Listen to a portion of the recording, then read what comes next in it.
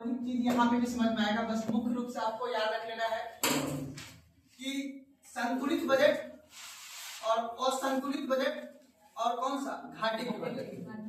और संतुलित के मतलब अधिशेष बजट जिसको बोलते हैं हम लोग, और उसके बाद घाटे के लिए तीन चीज को याद रख लेना है। ये तीन प्रकार के होते हैं। बाकी मैंने बताया था कि समय के आधार पे एक आम बजट बताया था, एक आंतरिक बजट बताया। आम बजट को क्या बोलते हैं? पूर्ण बजट बोलते हैं, ठीक है ना। उसके बाद कुछ मैंने विशेष बताया था कि आउटकम बजट क्या होते हैं और जेंडर बजट क्या होते हैं, बताया था। आउटकम में मैंने बताया था, क्या बताया था कि सरकार जो पैसा खर्च कर रही है उसका आउटकम कितना है, अर्थात इनपुट कितना निकल रहा है, अर्थात समाज में उसका कितना कल्याण हुआ है या नहीं हुआ है। ये पूछेगा नहीं, बस आपको समझने के लिए बताया। अब जो क्वेश्चन ऑब्जेक्टिव बनेगा यहां से बनेगा, जो मैं आप समझाने जा रहा हूं। अब देखिए, बजट की संरचना में मुख्य रूप से आपको याद रख लेना है प्राप्तियां, ठीक है। अब देखिए, प्राप्तियां को ही हम क्या बोलते हैं? आय। तो आपके ऑब्जेक्टिव में जो शब्द दिखाएगा वो क्या दिखाएगा? प्राप्तियां, ठीक है। आय भी कहीं कहीं दिखा देगा। और दूसरा क्या रहेगा बाबू? व्यय, यानी खर्च जिसको हम लोग बोलते हैं। यानी सरकार को कहां से प्राप्तियां होती हैं और कहां कहां सरकार खर्च करते हैं, इसी को समझना है। अब देखिए, प्राप्तियां में मैंने बताया था कि दो प्रकार के प्राप्तियां होते हैं। एक मैंने बताया था, कौन सा बाबू? राजस्व प्राप्तियां। क्या बताए थे? राजस्व प्राप्तियां। और उसके बाद क्या होता है? राजस्व।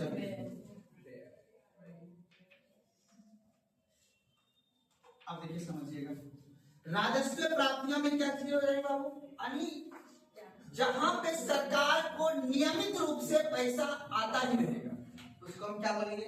राजस्व प्राप्तियां। यानी सरकार को जो टैक्स से जो रुपया जमा होगा उसको क्या बोलेंगे? राजस्व प्राप्तियां। अब ये जो होगा ये दो प्रकार के होंगे। एक होगा जो टैक्स से जमा होगा, और एक जो मैंने बताया था चालान के हिसाब से, या सरकार ने कहीं जुर्माना कर दिया है वहां से जो पैसा जमा होगा वो कौन सा होगा आपको बाबू? कर टैक्स के माध्यम से राजस्व प्राप्ति। ध्यान से बचेगा, एग्जाम में क्वेश्चन पूछता है कि राजस्व प्राप्ति के स्रोत कौन कौन से हैं। तो राजस्व प्राप्ति के स्रोत दो, यानी सरकार जो पैसा कमा रही है वो दो प्रकार से कमा रही है, टैक्स के माध्यम से और एक डायरेक्ट टैक्स के माध्यम से। आपसे पूछेगा, अगर कोई व्यक्ति बाइक चला रहा था और बिना हेलमेट के चला रहा था तो सरकार ने उसका क्या कर दिया? चालान कर दिया। तो सरकार ने जब उसका चालान कर दिया तो वो जो सरकार के पास प्राप्तियां हुई वो कौन सा हुआ? अंतर समझ में आ रहा है ना? अब सरकार की, अगर मान लेते हैं कि आपने किसी वस्तु लिया या कोई सेवा लिया, उस पे जो सरकार ने टैक्स दिया है वो कौन सी प्राप्ति हुई? टैक्स के बाद। ये दोनों कौन सी प्राप्ति हुआ? राजस्व प्राप्ति। यहां तक में कोई दिक्कत समझ में? सरकार ने किसी वस्तु पर आपको सब्सिडी दिया तो सरकार का कौन सा खर्च हुआ? राजस्व। सरकार आपकी किसी योजना पे सब्सिडी दिया तो वो कौन सा व्यय हुआ? राजस्व। यहां तक में कोई दिक्कत? अब बात करेंगे हम लोग बाबू पूंजीगत। किसका बात करेंगे बाबू? पूंजीगत। पूंजीगत समझते हो? जहां पे हमने रुपए लगाए हैं और वहां से भविष्य में आने का कोई चांस बनता है। सुना रहा तो ना? अब यहाँ पे याद रख लेना आपको, यहाँ पे क्या है कि आपको सरकार ने क्या हुआ? सरकार ने कोई सेवा नहीं किया आपको, आपने मार्केट में वस्तु खरीदे, उसके बदले में सरकार ने आपसे क्या लिया? यहाँ पे है पूंजीगत में, याद रखना है दो प्रकार के यहाँ भी होगा। एक होगा पूंजीगत प्राप्तियां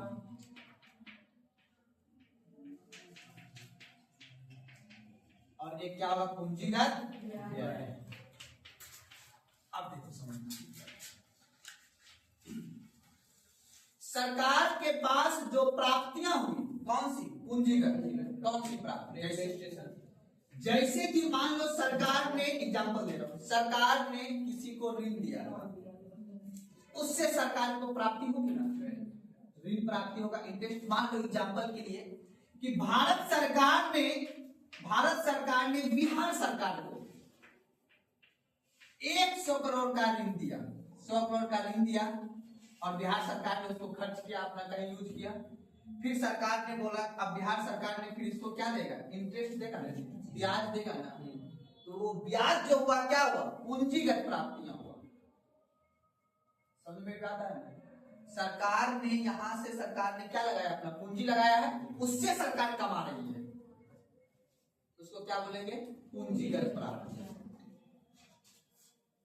दूसरी बात, सरकार अगर अपना ट्रेजरी बिल, समझ में आता है ना, या फिर अपनी प्रतिभूतियों को बेच के अगर सरकार रुपये कमा रही है तो उसको क्या बोलेंगे, कौन सी प्राप्तियां हुआ, पूंजीगत प्राप्तियां। अब इस प्राप्तियों से सरकार, अब मान लो कि सरकार कहीं पुल बना रहा है, कहीं कॉलेज बना रहा है, कहीं हॉस्पिटल बना रहा है, तो उसको कौन सा खर्च बोलेंगे, पूंजीगत व्यय। यहां पे सरकार अगर किसी को वेतन दे रहा है तो वो कौन सा खर्च हुआ, राजस्व व्यय। सरकार ने हॉस्पिटल बनाया, कॉलेज बनाया, कौन सा व्यय हुआ, पूंजीगत व्यय। सरकार को आपने टैक्स दिया तो कौन सी प्राप्ति हुआ, राजस्व प्राप्ति। सरकार ने अपनी ट्रेजरी बिल या फिर किसी से सरकार लोन लिया, जैसे सरकार, भारत सरकार भी लोन लेता है ना, वर्ल्ड बैंक से, विश्व बैंक से, IMF वगैरह से लोन लेती है, तो सरकार ने जो लोन लिया वो राजस्व प्राप्ति नहीं हुआ, वो कौन सी प्राप्ति हुआ, सरकार ने किसी से लोन लिए, उसके बदले में सरकार को तो टैक्स जमा करना होगा ना। तो सरकार, मान लो एग्जांपल के तौर पे कि वर्ल्ड बैंक से, ये भारत जो है वर्ल्ड बैंक से लोन लिया, और लोन लिया तो कौन सी प्राप्तियां हुई, पूंजीगत प्राप्ति। 1000 करोड़, एग्जांपल दे रहा हूं, 1000 करोड़ ऋण लिया वर्ल्ड बैंक से, कौन, भारत। तो भारत के पास कौन सा पैसा आया, पूंजीगत प्राप्तियां हुई, पैसा आया। मेरी बात समझना है ना? अब इसी पैसे से भारत सरकार ने उद्योग खोल दिया, ठीक है ना, तो कौन सा खर्च किया सरकार ने, अब फिर सरकार जो इस पे लोन लिया था, इंटरेस्ट कुछ ना कुछ तो दे रहा होगा, तो सरकार जब किसी पूंजीगत प्राप्ति पर कहीं किसी को ब्याज दे रहा है तो वो कौन सा खर्च हो जाएगा, पूंजीगत व्यय हो जाएगा। अंतर समझ में आ रहा है ना?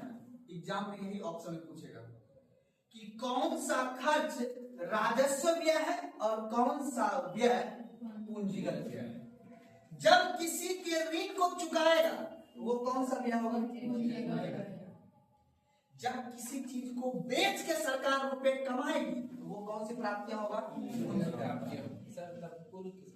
क्या बोले, पुल हो, रोड हो, हॉस्पिटल हो, कॉलेज हो, यानी जहां सरकार ने एक बिल्डिंग बनाया, जहां से सरकार कुछ कमा रही है, पूंजी लगाना, मतलब आप भी कोई बिजनेस खोलोगे तो पूंजी लगाओगे ना, उससे कुछ कमाओगे, उसको क्या बोलेंगे, पूंजीगत व्यय बोलेंगे। आपने अंडा लाया, बड़ा सा ट्रेड दुकान खोला तो आपने पूंजी लगाया, पूंजीगत व्यय क्या ना।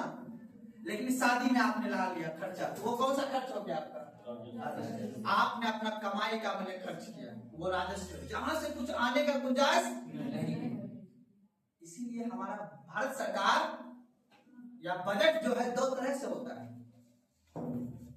सरकार वेतन दे रही है, वो कौन सा व्यय हुआ, राजस्व। सरकार ने पुल बनाया, कौन सा खर्च हुआ, पूंजीगत व्यय। दोनों जगह सरकार ने खर्च किया, पर दोनों में अंतर है, सरकार बात को ना। तो याद रखना, जहां पे सरकार बार बार खर्च करे उसको बोलते हैं राजस्व व्यय। बार बार कौन सा खर्च करता है सरकार पे, वेतन देना है ना, वो कौन सा व्यय हो जाएगा, राजस्व। लेकिन एक बार सरकार पुल बना दिया, मुंगेर वाला टैक्स सरकार को आ रहा है ना, टोल टैक्स तो आ रहा है, वो कौन सा व्यय हुआ, अंतर समझ में आ रहा है ना। एग्जाम में उलझना नहीं है। अब यही से राजस्व घाटा पढ़ेंगे। अब बताओ, सरकार काम करेगी, सरकार की प्राप्तियां देख रहे हो ना, सरकार की राजस्व प्राप्ति कहां से हो रहा है, टैक्स के माध्यम से और गैर टैक्स के माध्यम से। गैर टैक्स मतलब हुआ कोई जुर्माना दे देना, किसी पे पेनल्टी सरकार लगा दिया है, या आपने होता है ना, या कोई किसी चीज का फीस अदा कर दे तो वो कौन सा होगा, गैर टैक्स। वो भी सरकार की प्राप्तियां नहीं है। और ये हुआ जो आप टैक्स दे रहे हो। टैक्स देना एक कानूनी बाध्यकारी है आपके लिए या हमारे लिए, हम सब के लिए टैक्स देना एक क्या है, कानूनी बाध्यकारी है। कौन सा आर्टिकल के तहत? 112 के तहत। मैंने बताया था ना, वित्त विधेयक और विनियोग विधेयक बता रहे थे ना, बजट की प्रक्रिया जो पढ़ा रहे थे हम आपको बताए थे कि बजट जो प्रक्रिया चल रही थी उसमें सरकार की अनुमति मांगता है वित्त विधेयक पास करके कि हर व्यक्ति को टैक्स देना कानूनी रूप से बाध्य है, मतलब टैक्स देना ही देना है, चाहे कुछ भी हो जाए, अनिवार्य जिसको बोलते हैं, बाध्य कर दिया गया है उस वो जो है आपको एक्ट पास होने की वजह से। अब विनियोग विधेयक क्या बताए थे कि संचित निधि से पैसा निकालने के लिए सरकार के पास क्या मिल गया, अनुमति मिल गई। अब यहां तक में कोई दिक्कत समझने में? सरकार बजट की संरचना दो होती है, एक पूंजीगत जिसको हम लोग कल भी अलग करके बताए थे। तो अब देखो, एक होती है सरकार, ध्यान समझना, एक होता है प्राप्तियां, एक होता है व्यय, ठीक है ना। प्राप्तियां का मतलब सरकार को कहां से पैसा आ रही है, और व्यय का मतलब सरकार की पैसा कहां। अब समझो, थोड़ा दिमाग को बढ़ाना है। याद है मैंने एक बार बताया था आपको लायबिलिटी और एसिड, यानी तरलता और संपत्ति। कोई आदमी क्या करता है, अपनी संपत्ति को बेच के पैसा कमाता है।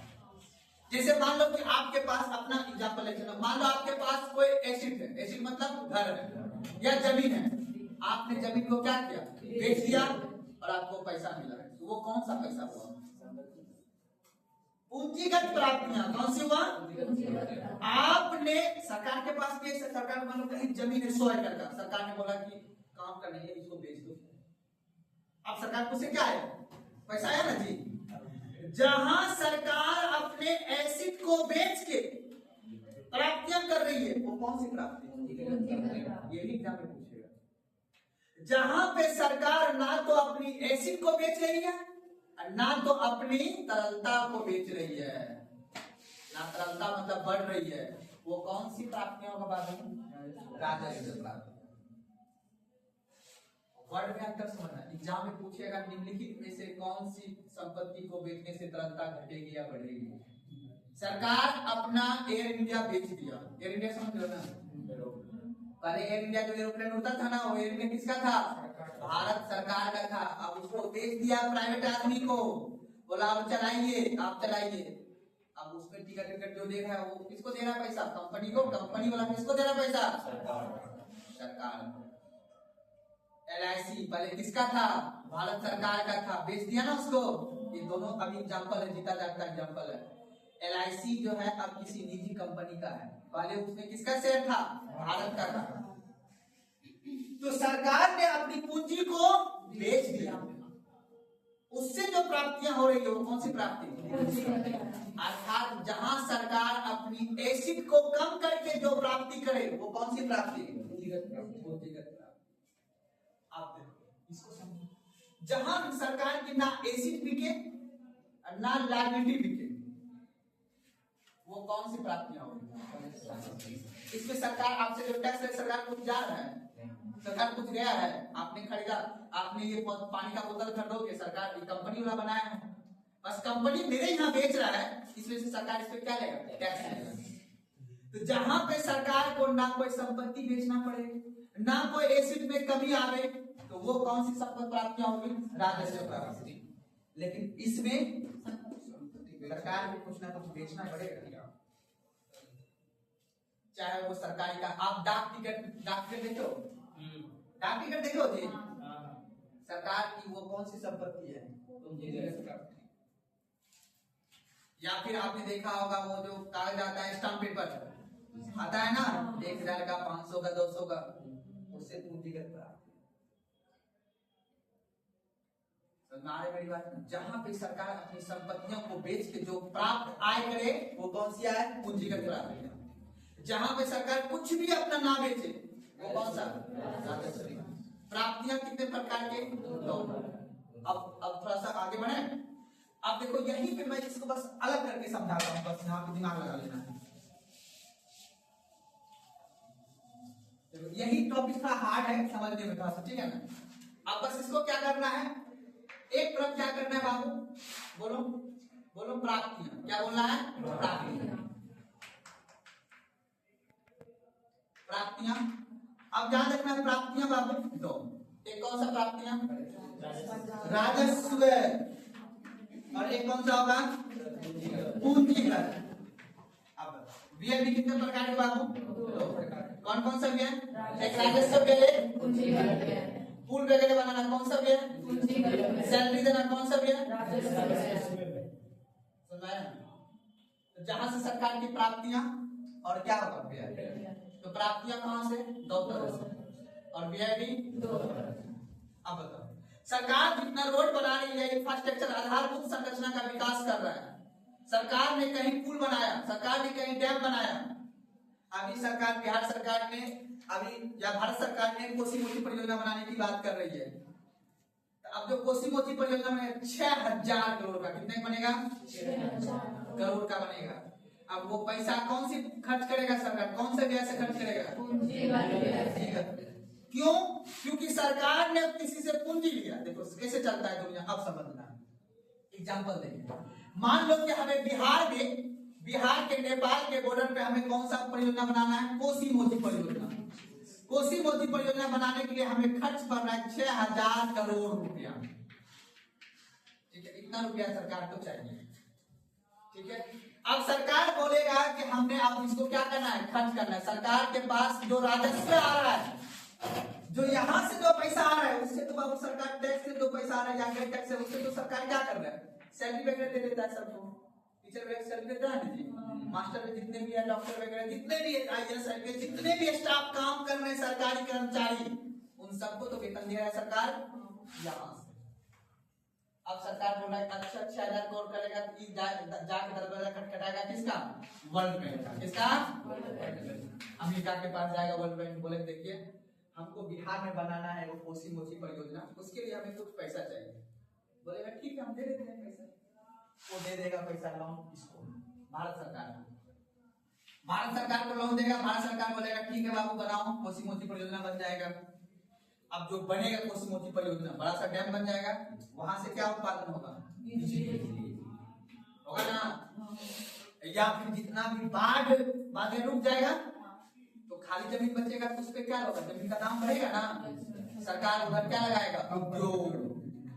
उद्योग लगाएगा, जमीन का रेट बढ़ेगा तो सरकार की रजिस्ट्री कराने जाएंगे, तो सरकार क्या लेगा उससे? तो सरकार जो खर्च करेगी ना, उसको वो रजिस्ट्री कराता है, वो कौन टैक्स में आएगा? कौन सा रजिस्ट्री कराते हैं? वो राजस्व है, यहाँ से आएगा। ये आप जो नॉर्मल जमीन लिखाते हो ना, आप लोग जो घर जाते हो कल लिखाने के लिए, वो आपकी जमीन है ना, सरकार आपसे वो सर्विस टैक्स ले रहा है, उसको बोलते हैं राजस्व व्यय, सॉरी राजस्व प्राप्तियां। उसी से तो जमीन आपका, जमीन मेरा, हम दोनों झगड़ा, पुलिस क्यों आएगा? क्योंकि हमने बोला था ना उसको, हम दोनों झगड़ा करेंगे तो हम जो डस्टबिन जो पैसा दी क्यों दिए, हम लोग झगड़ा करेंगे तो आएगा पुलिस संभालने के लिए सरकार से। और आपका जो कागज रखा हुआ है ऑफिस में, वो ऑफिस किसका है? तो वो कागज बार रखने के लिए सरकार आपसे क्या ले रहा है? चलो 100 साल तक 50 साल तक रजिस्ट्री कागज रखा रहता है ना, इसलिए सरकार लेता है आपसे टैक्स। समझे बात को? वो राजस्व प्राप्तियां होगी, ठीक है ना। पूंजीगत प्राप्तियां अलग, जहां पे सरकार अपनी एसेट को बेचेगी तब जब वो पूंजीगत प्राप्तियां होगी। या पूंजीगत व्यय होगा कि सरकार जहां से पैसा भविष्य में कमाएगा या आएगा, ठीक है ना, वो होगा पूंजीगत व्यय। सैलरी दे दिए हैं, उससे सरकार को कोई लोभ है? आपको दे दिए बस खत्म, राजस्व व्यय हो गया। अब इतना कोई दिक्कत है ना। अब एक आध एग्जांपल देके पूछते हैं, उसके बाद देखते हैं कौन सा क्लियर हुआ कि नहीं हुआ। अब एग्जाम में देखो क्वेश्चन कैसे पूछेगा। अब मान लो कि सरकार, कोई सरकारी जमीन है खगड़िया में, ठीक है, अब सरकार उसको बेच के वहां पे उद्योग खोलना चाहती है। क्या खोलना चाहती है? अब बताओ वो कौन सी प्राप्ति होगी और कौन सा व्यय होगा? पूंजीगत प्राप्ति होगा, क्योंकि सरकार ने अपना क्या बेचा? जमीन बेचा। और वहां पे सरकार क्या खोलना चाहिए? तो पूंजीगत व्यय भी हो जाएगा। सरकार अधिकतर काम वही करता है, जितना भी रोड वगैरह बन रहा होगा ना, रोड या कहीं पे मान लो कि उद्योग वगैरह खुल रहा है, तो सरकार वो पूंजीगत प्राप्तियां से ही उसको बनाने का प्रयास करती है, ताकि सरकार अपना काम नहीं करती है, अपना मतलब समझ लो कहीं सरकार पटना में जो मेट्रो बना, ये कौन सी प्राप्तियां बनी है? मतलब विदेश से ऋण लिया हमने, अब उसमें जो चढ़ेगा उसको पैसा देना पड़ेगा। पैसा देगा तो सरकार को उससे प्राप्तियां होगी, तो उससे सरकार उसका लोन चुका देगा धीरे धीरे। लेकिन मास्टर को जो वेतन देगा, इसीलिए सरकारी नौकरी वाली सिक्योरिटी है, क्योंकि यहाँ से तो सरकार पैसा सबको सैलरी देगा। देश में आपातकाल आ जाए, कुछ भी आ जाए, कुछ भी हो जाएगा, सरकार का टैक्स आएगा तो सरकार अपना राजस्व व्यय खर्च करेगा। सरकार को राजस्व प्राप्ति तो हर महीना हो ही रहा है ना, मतलब टैक्स तो हर महीना जमा हो ही रहा है। पूंजीगत प्राप्तियों में दिक्कत हो जाता है। अगर मान लो मेरा अमेरिका से संबंध खराब हो गया, गूगल पे हमको नहीं देगा, तब ना पाकिस्तान पे गए तो पूंजीगत प्राप्तियां कम होती है। और जिसके पास पूंजीगत प्राप्तियां ज्यादा होगा, उसी के देश में विकास ज्यादा होगा। मतलब बड़े बड़े मॉल, बड़े बड़े बिल्डिंग, बड़े बड़े उद्योग अगर खोलना होगा, इससे नहीं खुलेगा, राजस्व व्यय से नहीं खुलता। राजस्व व्यय मैंने बोला ना, सब चटपट हो जाता है, खर्च हो जाता है। जितना टैक्स आता है उतना बाबू सबको सैलरी वैलरी देके सब काम खत्म हो जाता है, क्योंकि नेता लोग को तो सैलरी जाने में कितना है, समझ बात को। लेकिन सरकार जब पुल बनाना होता है, रोड बनाना होता है, उसके लिए लेता है पूंजीगत प्राप्तियां, दूसरे देश से लोन ले दूसरे देश से, या तो कोई निवेश कर देगा, जैसे अनिल अंबानी हुआ, टाटा वाटा, बड़े बड़े जो उद्योगपति है वो निवेश कर देगा, ठीक है, वो निवेश करेगा तो पूंजीगत प्राप्तियां होगा। अब फिर सरकार उसी निवेश को पूंजीगत खर्च कर देगा, डैम बना देगा आपके लिए, बड़ा बड़ा सा रोड बना देगा। जो इतना अच्छा सा रोड चमचमा होता देखते होती है, कौन सा राजस्व व्यय बना हुआ है? नहीं, वो कौन सा पूंजीगत प्राप्तियां बना हुआ है, जिसको हम बोलते हैं PPP model, public private partnership. अब समझ में आया सरकार कैसे चलता है?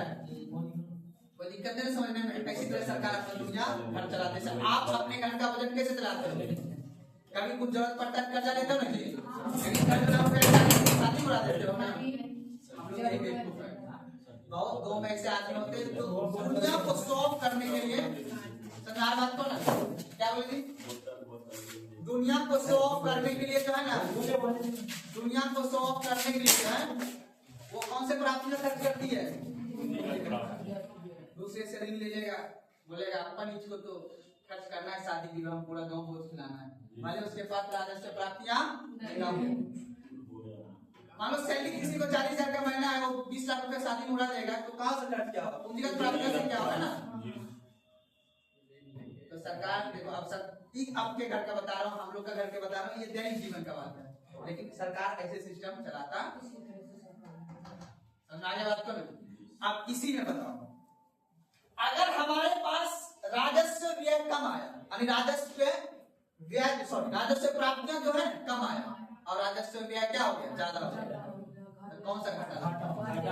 राजस्व घाटा। क्या लग गया?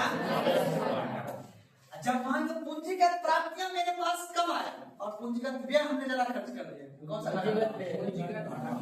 पूंजीगत घाटा। क्या लग गया? अरे आम चार गाँव की भाषा में बोलता है, और इतना रुपया लगे लिए फलना में एवेंट कर देते थे, होता है ना। जहां हमें पूंजीगत प्राप्ति हुई है लेकिन खर्च करने में ज्यादा और प्राप्ति हुई कम, समझ बात को ना। यही सब चीज को समझना है कि राजस्व घाटा क्या होता है, पूंजीगत घाटा क्या होता है और राजकोषीय घाटा क्या होता है। ये तीनों घाटे को समझना है आज भी और कल भी, तब बनेगा क्वेश्चन। और एक पढ़ेंगे FRBM एक्ट। सरकार बोला है, ये कानून बन गया देश में, जितनी प्राप्ति होगा उसके 3% से ज्यादा आप अधिक खर्च नहीं कर सकते।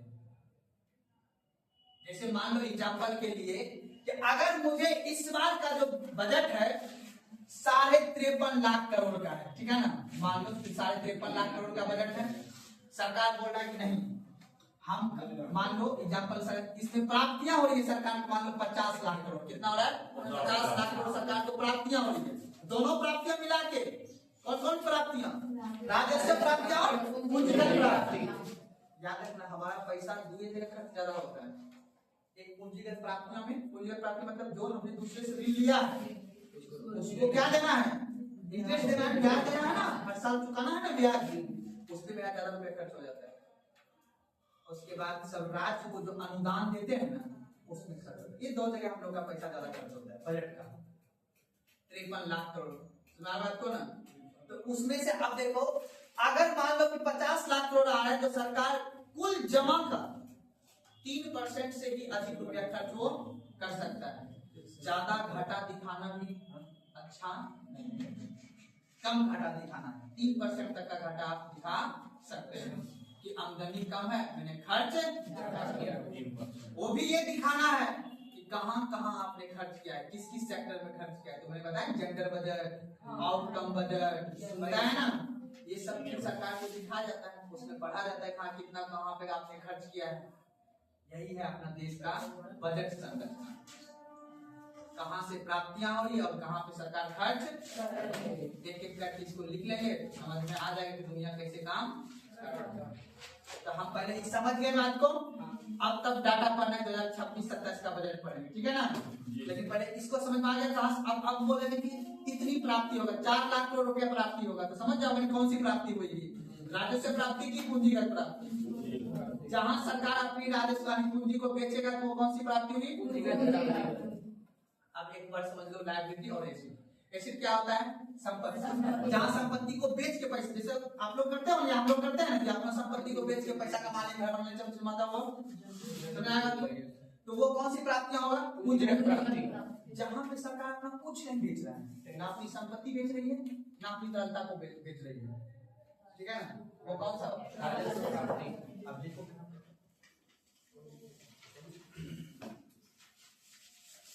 कल कैसे दिखाए थे, कल उतार लिए थे ना, कल उतार लिए थे, तब इसको समझ लीजिए, उतार पहले लिख लीजिए, लिखे तो टॉपिक फटाक से। सबसे पहले लिखे राजस्व प्राप्ति, टॉपिक लिखेगा राजस्व प्राप्ति।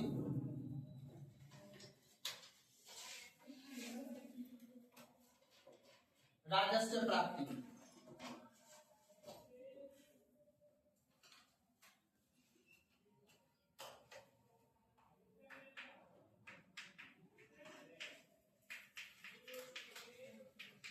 राजस्व प्राप्ति लिखे दो। वह आय, वह प्राप्तियां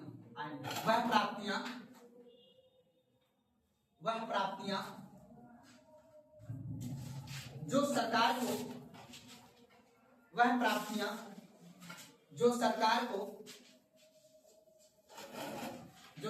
को नियमित रूप से प्राप्त होती हो, नियमित रूप से प्राप्त होती हो,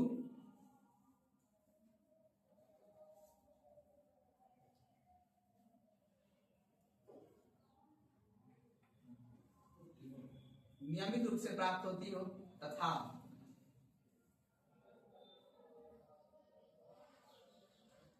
सरकार का कोई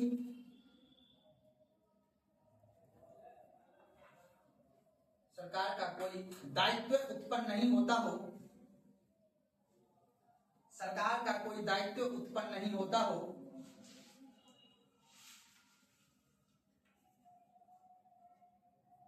दायित्व उत्पन्न ना होता हो,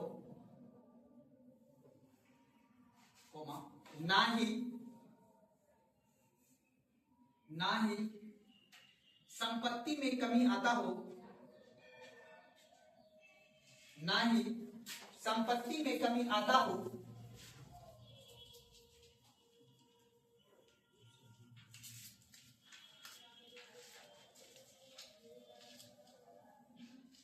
ठीक है ना।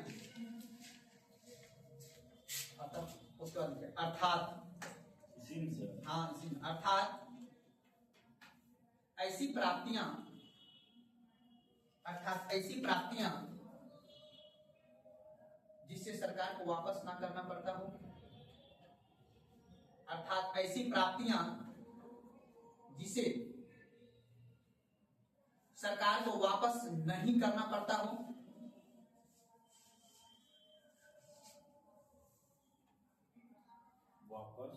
नहीं करना पड़ता हो,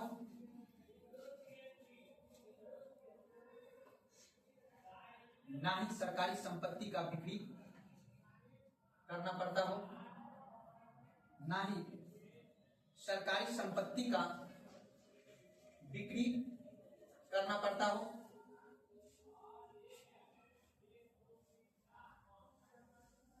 उसे राजस्व प्राप्तियां कहते हैं। राजस्व प्राप्तियां कहते हैं। चलिए आगे बढ़े। अब देखिए मैंने क्या लिखाया है कि सरकार यानी जो नियमित रूप से पैसा आता रहे और उसमें ना सरकार को कोई देने का कोई प्रावधान हो। अब बताओ हम जो टैक्स देंगे तो सरकार से ये नहीं पूछेंगे कि आपने रुपया कहाँ खर्च किया, क्योंकि हमने वो अधिकार खो दिया है। कैसे? विनियोग विधेयक क्या है ना, वही सवाल पूछना था आपको। हमारे द्वारा जो दिए हुए ताकत है जिसको बोर्ड से, वही सवाल पूछता है कि हम जो इतना राजस्व जमा करेंगे उसको आप कहाँ कहाँ खर्च कीजिएगा। एक ही दिन पूछना होता है, उसके बाद दोबारा नहीं। तो सरकार यानी वैसी प्राप्तियां जहां पे सरकार की ना तो संपत्ति को बेचनी पड़े ना तो देना का कोई जिम्मेदारी बने, वापस को देने की जिम्मेदारी है सरकार को। वो कौन सी प्राप्ति कहलाएगी? कोई दिक्कत नहीं। यह दो प्रकार के होते हैं। यह दो प्रकार के होते हैं। यह दो प्रकार के होते हैं। यह दो प्रकार के होते हैं।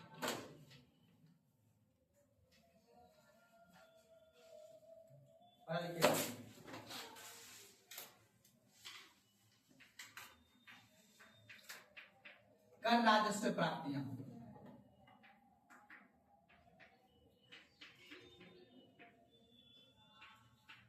कर राजस्व प्राप्तियां। कर राजस्व प्राप्तियां। कर के द्वारा जो राजस्व प्राप्त किया जाए उसे क्या बोलेंगे? कर राजस्व प्राप्त। कर कितने प्रकार के होते हैं? डायरेक्ट और इनडायरेक्ट। ठीक है, अभी बस समझना है। जो टैक्स के माध्यम से जो प्राप्ति होगी वो उसे क्या बोलेंगे? कर राजस्व प्राप्ति। और कर राजस्व प्राप्ति को क्या बोलेंगे? एग्जाम में ये पूछेगा राजस्व प्राप्ति सरकार के कहां कहां से होते हैं, तो क्या बोलोगे? टैक्स के माध्यम से और गैर टैक्स के माध्यम से। तो राजस्व प्राप्ति कितने प्रकार के? एक कर राजस्व है और दूसरा कौन सा होगा? गैर कर राजस्व। लिखो वह प्राप्तियां, वह प्राप्तियां जो सरकार, वह प्राप्तियां जो सरकार प्रत्यक्ष एवं अप्रत्यक्ष कर लगाकर, वह प्राप्तियां जो सरकार प्रत्यक्ष एवं अप्रत्यक्ष कर लगाकर, प्रत्यक्ष एवं अप्रत्यक्ष कर लगाकर प्राप्त करती हो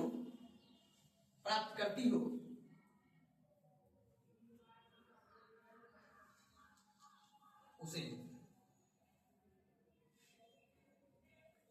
कर राजस्व प्राप्ति कहते हैं। जैसे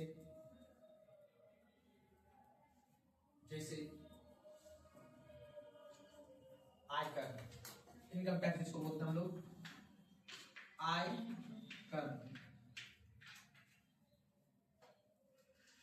उसके बाद देखिए जीएसटी, उसके बाद देखिए सीमा शुल्क, उत्पाद शुल्क,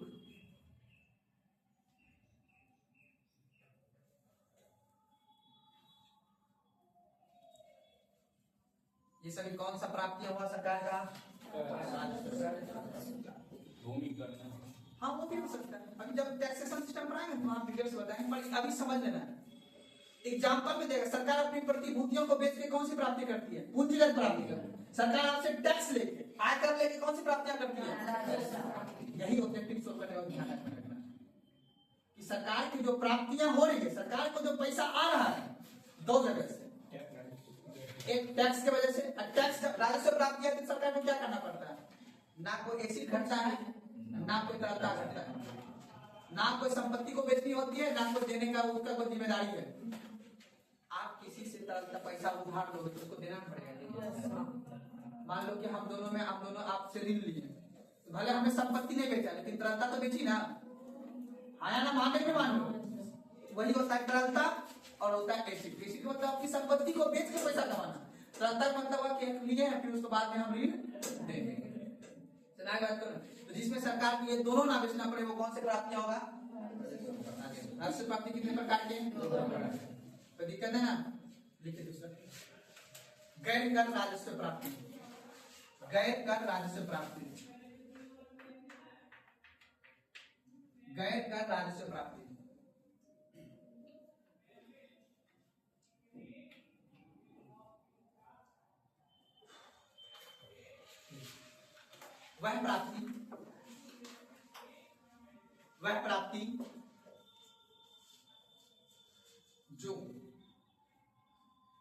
वह प्राप्ति जो कर के अलावा, वह प्राप्ति जो कर बोले तो टैक्स, कर के अलावा अन्य स्रोत से प्राप्त होता हो, कर के अलावा अन्य स्रोत से प्राप्त होता हो, उसे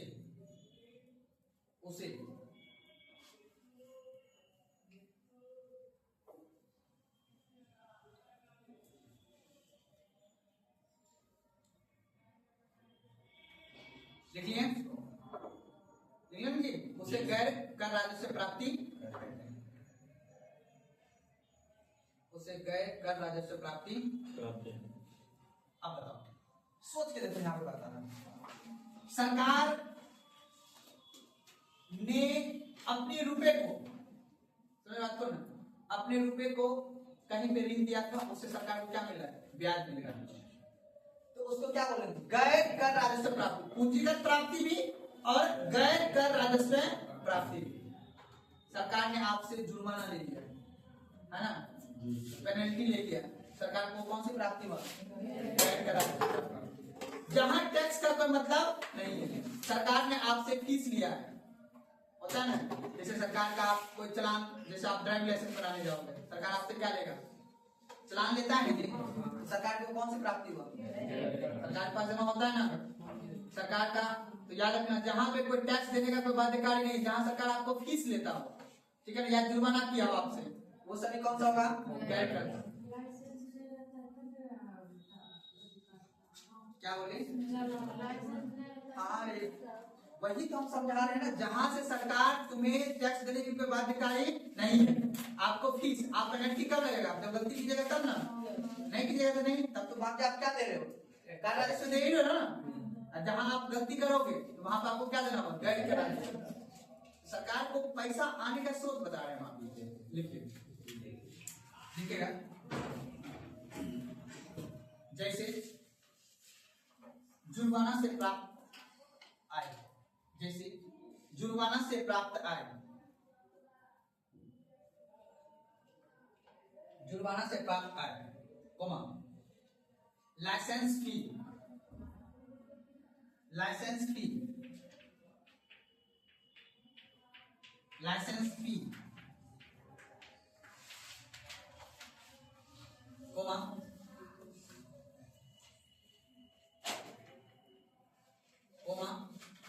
डाक टिकट से प्राप्त आय,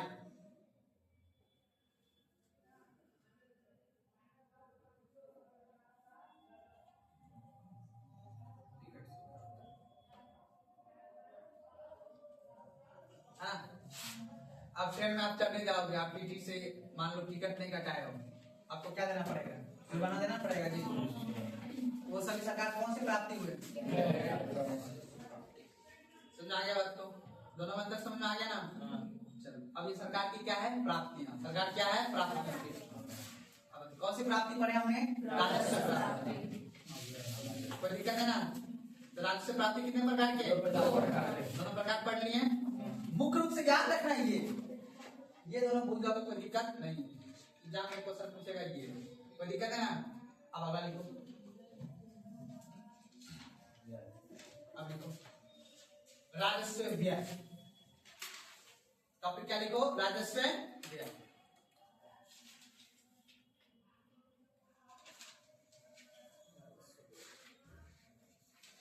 अब बताओ, जो पैसा सरकार को राजस्व प्राप्ति हो उसको सरकार कहाँ खर्च करेगी, उसको क्या बोलेंगे? राजस्व व्यय। जैसे वेतन देना, वो कौन सी हुआ?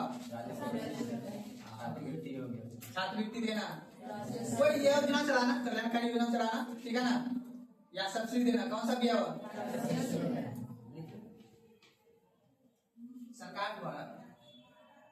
सरकार द्वारा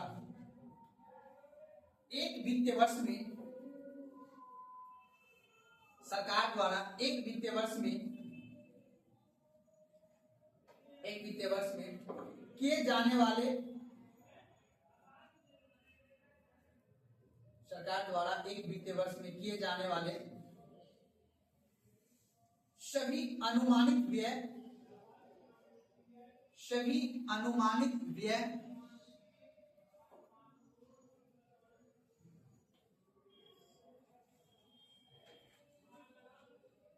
जिससे सरकार की संपत्ति में वृद्धि होता हो,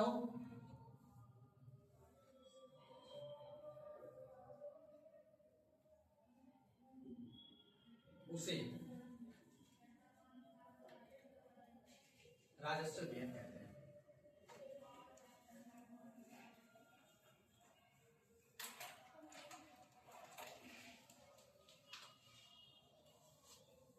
वो दिक्कत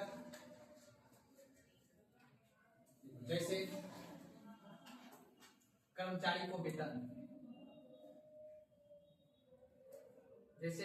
को वेतन, कोमा रक्षा व्यय समझते हो ना, सरकार बजट बनाती है बम गोला बारूद खरीदने के लिए, रक्षा, कोमा सब्सिडी,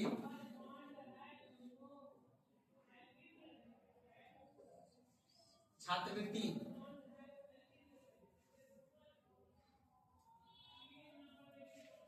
वृद्धा पेंशन,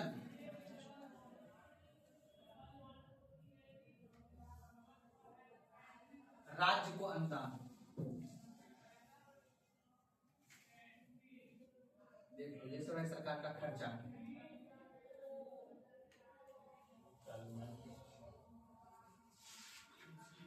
अब तो सरकार को पैसा कहाँ सारे देख लिया आपने, और खर्च भी कहाँ का सरकार देख लिया आपने, है ना। आपके लिए सुरक्षा, आर्मी वाला जो सुरक्षा कर रहा है बॉर्डर पे खड़ा होके, उसके लिए रक्षा बजट होता है ना, रक्षा भी होता है ना, उसके लिए बम गोला बारूद गोली बंदूक सब खरीदना होता है, किसके पैसा से कर देंगे? हमारे द्वारा दिया हुआ टैक्स के। बात को कर्मचारी का वेतन, वो जो मास्टर साहब पढ़ा रहे स्कूल में, वो किसके पैसा से पढ़ा रहे हैं? हमारे द्वारा दिए हुए टैक्स के। जो पुलिस जो है बिहार पुलिस, उसको कहाँ से वेतन मिल रहा है? हमारे द्वारा दिए हुए टैक्स। तो राजस्व जो प्राप्तियां सरकार की होती है वही राजस्व दिया मैंने आपको। अब आ जाओ किस पे? पूंजीगत। अब किस पे आ जाओ? अब सरकार पूंजी लेके आपके लिए क्या करेगा? रोड बनाएगा, पुल बनाएगा, है ना, बड़ा बड़ा उद्योग खोलेगा, बड़ा बड़ा डैम खोलेगा, पूंजी लेके। हम दूसरे देश से पूंजी लेंगे या किसी से पूंजी लेंगे, अमीर आदमी से पूंजी लेंगे, उसको हम क्या करेंगे? बना देंगे। उसी लेवल पे सरकार अब ज्यादा से ज्यादा क्या कर रहा है? निवेश पे फोकस कर रहा है। किस पे? निवेश पे।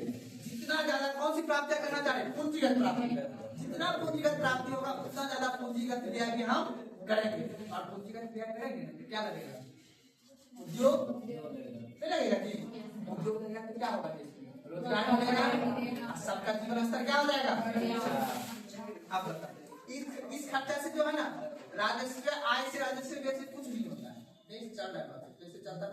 लेकिन पूंजीगत प्राप्ति से और पूंजीगत व्यय से देश का विकास होता है। समझाने बात को ना, सबसे पहले पूंजीगत प्राप्ति समझ में आ रहा है जी? जब इतना आसान से बता रहा हूँ इसलिए ताकि आगे का जो फॉर्मूला बताऊंगा वो समझ में आना चाहिए, ठीक है ना, कंफ्यूज नहीं होना है राजस्व व्यय और राजस्व प्राप्तियों में। तो काफी लिखिए पूंजीगत प्राप्तियां।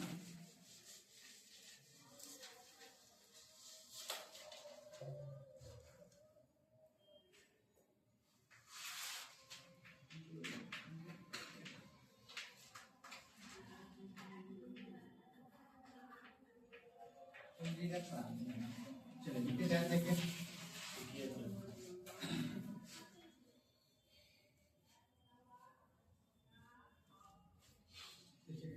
सरकार की हुए सभी अनुमानित प्राप्तियां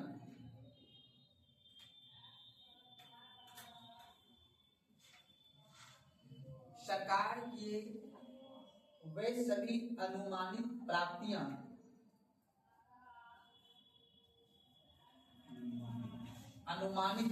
प्राप्तियां जिसके फलस्वरूप, रुक जाइए यहाँ पे लिख लिया ना, जिसके फलस्वरूप। अच्छा, क्यों एक वर्ड होता है परिणाम स्वरूप, एक होता है फलस्वरूप, दोनों में क्या अंतर है?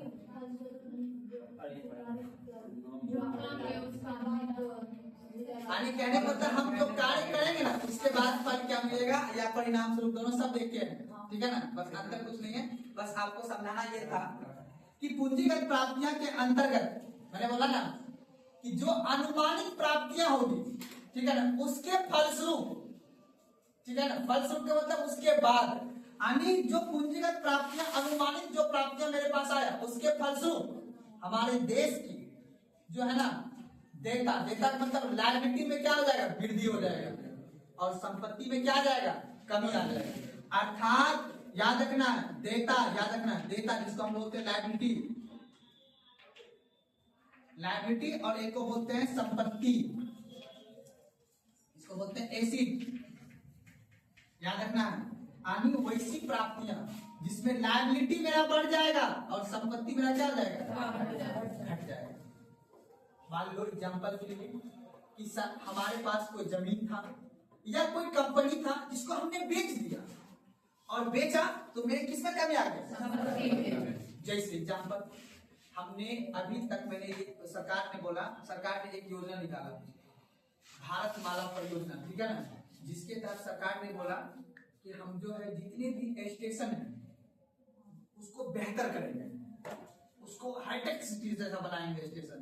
तो कैसे बनेगा, उसके लिए क्या चाहिए, तो पैसा तो दो ही जगह छाता है, एक राजस्व प्राप्ति, एक पूंजीगत प्राप्ति। राजस्व प्राप्ति में जो पैसा आपको पता है कहाँ खर्च हो रहा है, वेतन में सरकार योजना चला रही है, लेकिन सरकार बोल रहा है हमको पूंजीगत प्राप्ति करके और उसके बाद क्या करना है, स्टेशन को बेहतर करना है। पूंजीगत प्राप्ति कैसे करेंगे, हम स्टेशन को क्या करते हैं, एसिड को बेच देंगे। कैसे बेचेंगे, हमने आपको लीज पे दे दिया है, लीजिए यहाँ पे जितना प्रॉफिट मेरा होगा ना वो सब आप रखिएगा, लेकिन इसको बेहतर बनाइए, इंफ्रास्ट्रक्चर को बेहतर बनाइए। जैसे पटना स्टेशन है, पटना स्टेशन पे लगेगा दीवार पे एडवर्टीजमेंट का प्रचार, क्या लगेगा, प्रचार का बोर्ड लगेगा, वो किसको पास पैसा जाएगा, पटना स्टेशन के मैनेजमेंट को, है ना। देखते होंगे तुम लोग वहां बड़ा रेडी रहता है, वहां पे हॉस्पिटल का प्रचार, किसी जूता का प्रचार होता है ना, होता है, क्यों वहां प्रचार हो रहा है, क्योंकि वहां पे सब पब्लिक जाता है। तो किसी वस्तु को बेचने के लिए हमें वहां पे एडवर्टीजमेंट लगाना पड़ेगा, उससे सब स्टेशन में प्राप्ति होगा ना। मेरी बात समझ रहे हो कैसे दुनिया चल रहा है ना। मान लो इतने बड़े बड़े सब तुम लोग देखते हो न्यूज एंकर सबको देखते हो, बड़ा सा आता है, बड़ा बड़ा जाता है, क्यों जाता हो, पैसा लेके जाता है वहां पे, पैसा लेके, क्यों, क्योंकि वहां से आदमी जुड़ा हुआ है, प्लेटफॉर्म है वो। स्टेशन पे आदमी आता है, कम से कम पटना स्टेशन पे कितना आदमी आता होगा एक दिन में, कम से कम 1 लाख या 50,000 आदमी आता होगा। तो हमें किसी चीज को बेचना है तो तुरंत हम 50,000 आदमी को दिखाने के लिए हमको क्या करना होगा, वहां पे एडवर्टीजमेंट करना होगा। इसलिए तुम देखना जहां जहां मार्केट में होगा ना, जहां मार्केट होता है तो उसके छत के बैनर पे लगा देता है बड़ा सा पोस्टर, देखते हो ना, वहां पे 3,000 रुपया आपको नगर निगम वाला देना पड़ेगा, 2,000 रुपया दीजिएगा नगर निगम वाला को, 2500 2,000 तो वो आपको लगाने के बोर्ड दे देगा, लगाएंगे आपको दीजिएगा। मतलब हम अपने कोचिंग का इसी कोचिंग का प्रचार करना है तो हमें महसूर चौक पे लगाने के लिए कोई एक घर देगा तब ना, या छत देगा तब ना, उसके बाद बिल्डिंग पे लगा सके, या कोई डॉक्टर या हॉस्पिटल खोलता है ना। तो एडवर्टीजमेंट करने के लिए हमें क्या करना होगा, बेहतर व्यवस्था बनाना होगा। वही बात हम यहाँ पे सरकार ने अपनी संपत्ति को बेची तो सरकार की एसिड में क्या हो गया, सरकार के पास क्या आ गया। तो वैसी प्राप्तियां जहां सरकार की संपत्ति में कमी आ रही हो और सरकार की एसिड में कमी आ रही हो और लायबिलिटी क्या हो, बढ़ रहा हो, उसकी कौन सी प्राप्ति बोलेंगे, पूंजीगत प्राप्ति।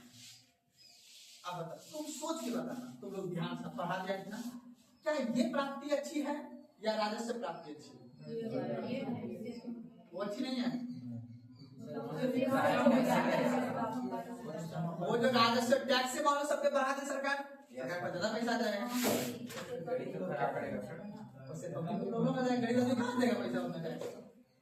अब मतलब सरकार कैसे चलता है, देखो तुम सोचते प्रधानमंत्री बनना कोई बड़ी बात नहीं है, बन जाते बस तो कैसे चलना, उसको कितना टेंशन रहता है, पूरा देश को चलाना है, अपन एक घर चलाने में टेंशन हो जाता है। तो अब सरकार सोच रही है कि हमें पूंजीगत प्राप्ति जितना ज्यादा बढ़ेगा ना, मान लो फिजूल का कहीं जमीन है सरकार का इधर बगल में बिहार की तरफ, सरकार में उसको बेच दो, उसको बेचो और वहां सरकार में क्या करना है, पैसा आना है। या सरकार सोच रही है इतना बाढ़ आ रहा है, सब जमीन पानी में डूब जाता है, इससे अच्छा है कि उस पानी को रोक देंगे, हम यहाँ पे क्या खोल देंगे, उद्योग खोल देंगे। तो सरकार ज्यादा से ज्यादा अपने एसिड को कम करके अपनी तरलता को क्या कर रहा है, बढ़ा रहा है। तरलता मतलब उसको पैसा अपना बढ़ा रहा है, पैसा जितना ज्यादा बढ़ेगा उतना ज्यादा रोजगार खुलेगा यहाँ पे, सिंपल सी बात है। अब बाकी तो पता है ना, उद्योग लगा तो पैसा, अभी बेगूसराय आदमी के पास, हर आदमी के पास नौकरी है, क्यों, क्योंकि वहाँ पे बहुत से फैक्ट्री है, कोको कोला है, फलना है, ये है वो है, वो सब बात का बात है, मॉल सेकेंडरी चीज है, पहला रोजगार, रोजगार के ऑटोमेटिक अच्छा सब कुछ वहां हो जाएगा, ठीक है ना। अपने यहाँ डोमिनोज है हाईस्कूल में, खड़िया में डोमिनोज, खड़िया में होगा, खड़िया घाट क्षेत्र में सब आदमी वही ना काम करता है जी, जो स्टेशन में जिसका नौकरी है, चलता है काम। चलिए आगे बढ़िए, क्या लिखे जी, फलस्वरूप सरकार की तरलता में है, बात नहीं, सरकार की तरलता में वृद्धि होती है, फलस्वरूप फलस्वरूप सरकार की तरलता में वृद्धि होती है, किंतु सरकार की संपत्ति में कमी आती है, किंतु सरकार की संपत्ति में कमी आती है,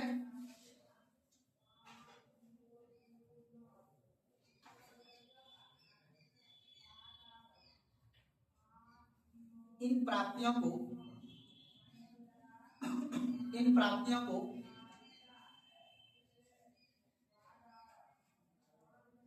पूंजीगत प्राप्तियां कहते हैं।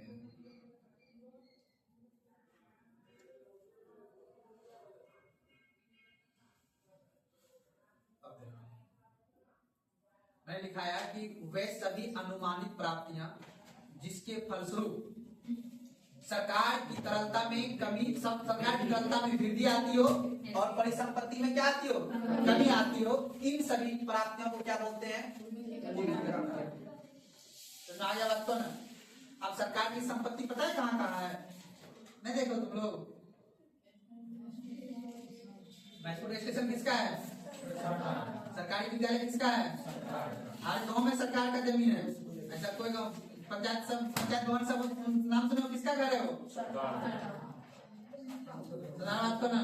अब देखिए कोरोना आया था, सबको स्कूल में भर दिया था ना, सरकार वो घर आपातकाल स्थिति सरकार को काम में आता है उधर, ठीक है ना। बाकी अपना बिल्डिंग चली रहे, पुस्तकालय वगैरह किसका होता है, ऐसे सरकार चलता है। चलिए क्या लिखे आगे, लिखिएगा इसी के नीचे लिखे, अगर सरकार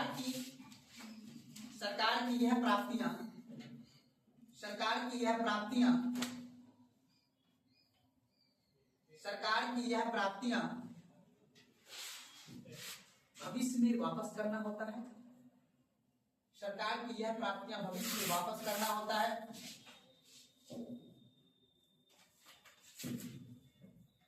जैसे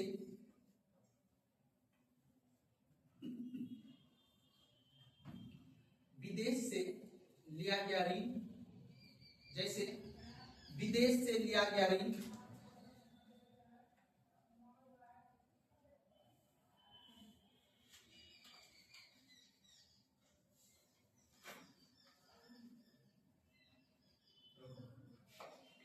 अब देखो एक एग्जांपल देके बता देता हूँ, समझ जाएगा तुम लोग। अभी गुजरात में एक ट्रेन बन रहा है, ट्रेन का नाम है बुलेट, नाम सुने हो, अहमदाबाद से लेके मुंबई तक। हमने IMF से लोन लिया है और वर्ल्ड बैंक से, किससे लिया है, IMF से, विदेश से लोन लिया है, उसका नाम है, विदेशी संस्था का नाम क्या है, IMF, और उसके बाद कौन है बाबू, World Bank, International Monetary Fund और वर्ल्ड बैंक। इन दोनों को मैंने बोला कि आप हमें पैसा दीजिए, ठीक है, हम यहाँ पे बनाएंगे बुलेट ट्रेन। अगर हम आपका पैसा चुका नहीं पाएंगे तो ये सारा जमीन, ये देश सब आपका। एग्रीमेंट हो गया है, ठीक है ना। अगर हम ये पैसा चुका नहीं पाएंगे उसका तो ऋण लेंगे। एग्जाम्पल हकीकत है, एग्जाम्पल क्या है? एग्जाम देश नहीं, जितना गिरवी रखे होंगे ना हमने कुछ उसको जितना मूल्य होते ना, एग्जाम्पल दे रहा हूँ। जैसे मान लो कि एग्जाम्पल के तौर पे 1600 करोड़ का, समझ लो ना, 1600 करोड़ का लगभग का बन रहा है, 16,000 करोड़ का, 16,000 करोड़ का बन रहा है बुलेट ट्रेन। अब उसमें से मान लो कि मैंने 10,000 करोड़ मैंने विदेश से ऋण लिया है, तो अब ऋण लिया तो इंटरेस्ट पे दिया होगा, ब्याज दर पे दिया होगा रुपया। हाँ बनाइए हम बुलेट ट्रेन, आपके यहाँ बनेगा तो सही होगा। हमने लिया, अब मान उसका चुका नहीं पाएंगे तो उस समय जो एग्रीमेंट हुआ होगा ना कि हाँ अगर नहीं चुका पाएंगे तो ये वाला प्रॉपर्टी आपका हो जाएगा, ठीक है ना, वो पुल हो जाएगा, वो सब उसका हो जाएगा, ठीक है। ऐसे चलता है। अब मान लो जब बन जाएगा उस पर सब आदमी चढ़ेगा, उससे सरकार क्या कमाएगा? पैसा कमाएगा ना, तो धीरे धीरे उसको चुका देंगे। ऐसे आप लोग भी करते, हम लोग भी करते हैं, ऐसे दुनिया चलता है, ऐसे अर्थव्यवस्था चलता है।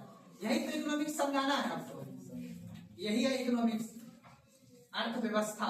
अर्थ मतलब पृथ्वी, पृथ्वी का व्यवस्था कैसे काम करना, सुनाई बात को। तो अब याद रखना है, सरकार जब विदेशों से ऋण लेता हो तो उसकी प्राप्तियां कौन सी प्राप्ति कहलाती है? पूंजीगत प्राप्ति। सरकार अपनी संपत्ति को बेचा, LIC बेच दिया, एयर इंडिया बेच दिया, स्टेशन बेच दिया है। आप लोग सुनते होंगे ना, नहीं लगाता है कि विपक्ष पर पार्टी वाला सरकार सब कुछ बेच रही है, नहीं बोलता है। सरकार मोदी जी बोला था हवाई चप्पल पहनने वाला एक दिन कहाँ बैठेगा? हवाई जहाज में बैठेगा। तो विपक्ष पार्टी वाला बोल रहा है कि कैसे बैठेंगे? हवाई जहाज तो अपने बेच दिया। नहीं बोलता है कि एयर इंडिया बिकाओ, बेच दिए, अपने भारत की कंपनी थी, ठीक है ना, मतलब इंडिया चलाता था उसको, लेकिन अब उसको प्राइवेट बेच दिए, ठीक है ना। अब प्राइवेट मतलब को एक निजी आदमी का वो है एयर इंडिया, ठीक है ना। अब उसने अपना टिकट कटाओ, फिर वो निजी आदमी सरकार को पैसा दे, सब व्यवस्था अच्छा हो गया। जैसे इंडिगो है, इंडिगो कौन सा है? निजी आदमी का है, समझ। अब जैसे ट्रेन है, अब सरकार को कितना दिमाग लगाया है, ध्यान समझना। अब रेलवे लाइन पटरी किसका है? सरकार बोलेगा सब ट्रेन सरकारी चलाएंगे, अब प्राइवेट ट्रेन भी चलाएंगे। अभी देखो जो वंदे भारत चल रहा है वो कौन सा ट्रेन है? अब जैसे रोड है, रोड किसका है? सरकार का है, उस पर दोनों गाड़ी चल रहा है, सरकारी और प्राइवेट अपन दोनों चल रहे हैं। तो अपना चलाने के लिए क्या देना पड़ा है? सरकार को टैक्स देते हैं, पेट्रोल बढ़ाते हैं, पेट्रोल के दाम बढ़ा दिया है। ऐसे टैक्स उसी में लोग रोड बनने का नहीं तो गाड़ी रहेगा, चलवे नहीं करेगा गाड़ी, उसको तो सरकार कितना दिमाग लगाता है। आप कहीं भी चलो सरकार टैक्स ले लेगा जी, समझ बात को। तो वो चीज हो गया। उसके बाद इसी रेलवे लाइन पे आप प्राइवेट ट्रेन चलाएगा।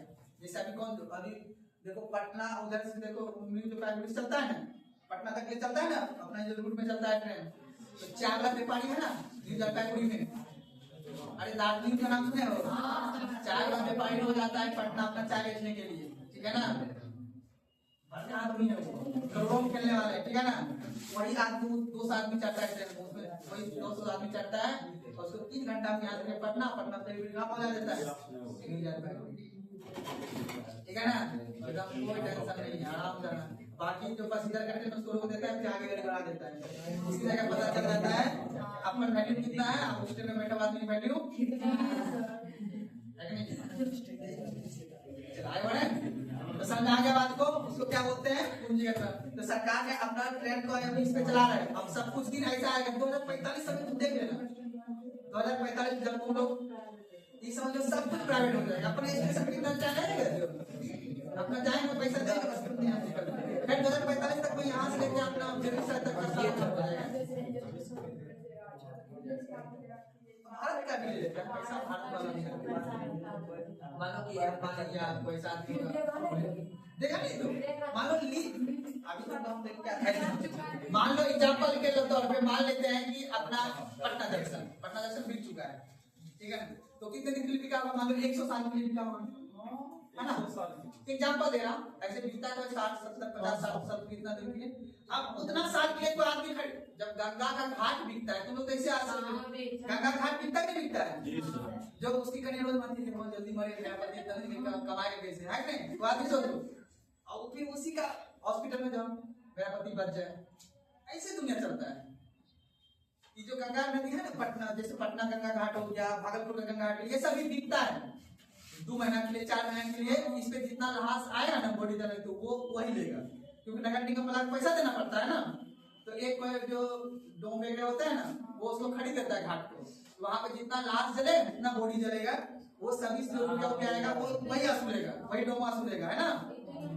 सब जगह होता है, लेकिन जो बड़ा घाट जैसे मान लो ज्यादा आदमी यहाँ आता है भागलपुर घाट पे आता है तो वहाँ आएगा नहीं, है ना, वहां तुरंत आता है आदमी। तो अब उसकी कन्या रोज मनाती है कि जल्दी हमारा, क्योंकि 2 महीने के लिए खरीदा, मान लो कि वो तो अति हो गया ना, मतलब कि 2 महीने के लिए खरीदा है, मान लो कि 50,000 में खरीदा होगा, नगर निगम को पैसा दिया होगा 50,000, 2 महीने के जितना लाश जलेगा वो सभी हम लेंगे, 50,000 लीजिए आप, ठीक है। अब मान लो कि लाश ही नहीं आ रहा है तो घटा लगे ना उसको 2 महीना में लाश, तो उसकी कन्या वगैरह कैसे खाएगा, तो वो रोज मनाता है जल्दी ज्यादा से ज्यादा आदमी मरे ताकि यहाँ जले, ठीक है ना। अब वही 2 कदम पे ऐसे दुनिया चलता है, ठीक है। तो वही बात है अपना पटना स्टेशन पे, पटना स्टेशन पे जितना ज्यादा कस्टमर बढ़ेगा उतना ज्यादा वहां पे पर्चा लगाने के ट्रीटमेंट लगाने वाला होगा ना, उतना ज्यादा उसका रेट बढ़ेगा। ऐसे चलता है सब कुछ अर्थव्यवस्था, ठीक है ना। चलिए क्या लिखे जी, विदेश से लिया गया ऋण भविष्य में, क्या लिखे थे बता दीजिए, विदेश से लिया गया ऋण, विदेश से लिया गया ऋण, कोमा सरकारी कंपनियां को बेचकर, विदेश से प्राप्त किया गया ऋण, कोमा सरकारी कंपनियां को बेचकर, जैसे LIC कोमा एयर इंडिया,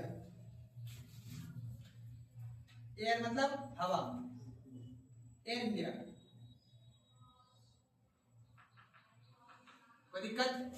इन सभी को बेच के जो प्राप्तियां हो रही है, कौन सी प्राप्ति होगा, पूंजीगत प्राप्ति।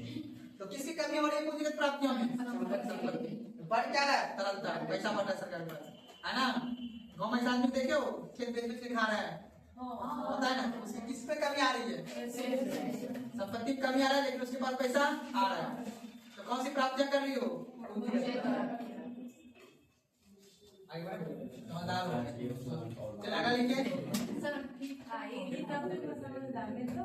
इजी टॉपिक में पूंजीगत प्राप्तियां सब प्रकार के होते हैं, पूंजीगत प्राप्तियां 2 प्रकार के होते हैं। अब बताओ पूंजीगत प्राप्तियां कितने प्रकार के बाबू, 2 प्रकार के। एक होगा कौन सा लेके, ऋण लेके, एक कौन सा होगा, ऋण ले लिया आपने, और दूसरा कौन सा होगा, गैर ऋण से प्राप्त पूंजीगत प्राप्तियां।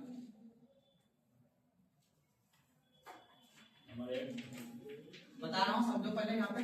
अब देखो पूंजीगत प्राप्तियां कितने प्रकार के, 2 प्रकार के। जिससे राजस्व प्राप्ति कितने प्रकार के थे, 2 प्रकार के, एक कर राजस्व और एक गैर कर। यहाँ पे पूंजीगत प्राप्तियों की 2, एक हुआ कि आपने डायरेक्ट ऋण ले लिया, ऋण लेके किसी से, एक होगा जहां पे गैर ऋण, जहां पे ऋण नहीं लिए, आपने अपनी डायरेक्ट संपत्ति को बेच के जहां से प्राप्त किया, वो कौन सा होगा, गैर ऋण पूंजीगत प्राप्तियां। और एक होगा ऋण पूंजीगत प्राप्तियां, जहां से आपने डायरेक्ट ऋण लिया, कोई संपत्ति नहीं बेची, सिर्फ क्रेडिट पे, हाँ इतना दिन नहीं चुकाएंगे तब मेरा संपत्ति आप लीजिएगा, वहां ऋण लेके। और एक होगा गैर ऋण पूंजीगत, जहां पे डायरेक्ट मैंने संपत्ति को बेचा। तो सरकार जहां पे अपनी कंपनी को बेच दिया है वो कौन सी प्राप्ति होगा, गैर ऋण पूंजीगत प्राप्तियां। जहां से सरकार ने विदेशों से ऋण लिया है वो कौन सी प्राप्ति होगा, ऋण पूंजीगत प्राप्तियां। अंतर समझ में आ रहा है ना, लिखिएगा। यह 2 प्रकार के होते हैं। पहला पॉइंट देख लीजिएगा, ऋण से प्राप्त पूंजीगत प्राप्तियां, ऋण से प्राप्त पूंजी प्राप्तियां, ऋण से प्राप्त पूंजीगत प्राप्तियां, डैश, ऋण से प्राप्त पूंजीगत प्राप्तियां, डैश लिख लीजिएगा।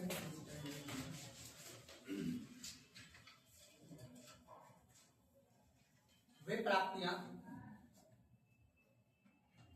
प्राप्तियां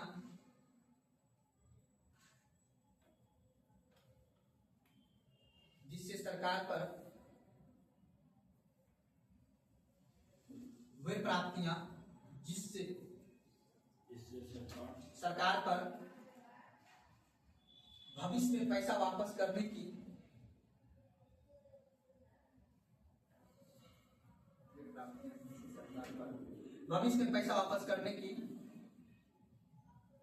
देनदारी बढ़ जाती है। हाँ, भविष्य में पैसा वापस करने की देनदारी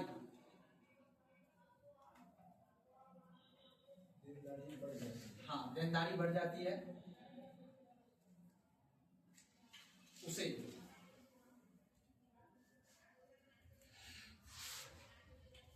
ऋण से प्राप्त पूंजीगत प्राप्तियां कहते हैं। उसे ऋण से प्राप्त पूंजीगत प्राप्तियां कहते हैं।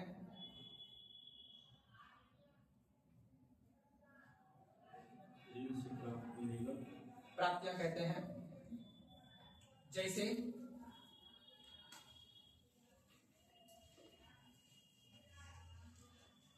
सरकार द्वारा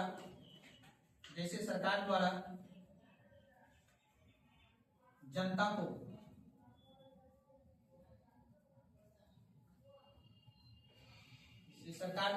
को बॉन्ड बेचना,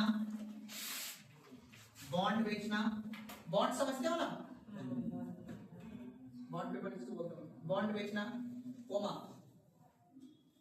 ट्रेजरी बिल पढ़ाए थे ना, ट्रेजरी बिल बेचना,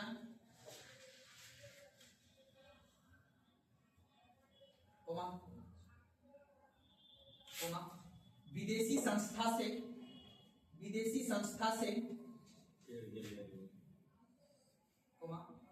संस्था से ऋण प्राप्त करना।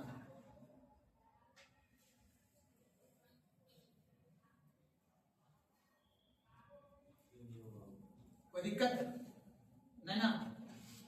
आप बताओ ये कौन सी प्राप्ति होगा? पूंजीगत प्राप्ति। ऋण से पूंजीगत, किससे ऋण ले सकते हैं? सरकार 2 जगह से ऋण लेता है। आपको एक बॉन्ड जारी कर देगा, ट्रेजरी बिल जारी कर देगा, डॉक्यूमेंट बता वास्तविक मूल्य से कम पे बिकता है, इसमें कोई भी ब्याज देने की आवश्यकता नहीं है। फिर बाद में उसको सरकार को बेच दो, सरकार उसके बदले में आपको पैसा देगा। तो बिल के बाद ट्रेजरी बिल कितने से ऋण हुआ थी, उसके बाद या विदेशी संस्था वर्ल्ड बैंक IMF से ऋण ले लेगा। गैर ऋण से प्राप्त पूंजीगत प्राप्तियां। नंबर 2 गैर ऋण से प्राप्त पूंजीगत प्राप्तियां।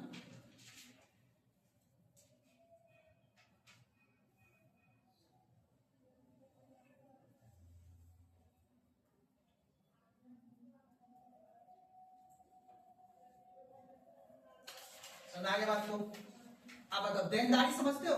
मैंने एक बार लिखा देनदारी को तरलता बोलते हैं, लायबिलिटी जिसको बोलते हैं, ठीक है ना? देनदारी बढ़ने की क्षमता किसमें था? ऋण वाले में। लेकिन जब अगर हम गैर ऋण से प्राप्त में क्या होता है, हम संपत्ति को बेच के दे देंगे। सुना बात को ना, लिखिएगा वह प्राप्तियां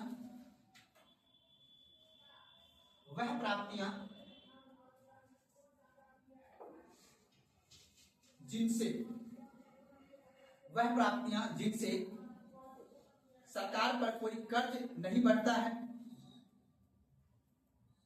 वह प्राप्तियां जिनसे सरकार पर कोई कर्ज नहीं बढ़ता है, किंतु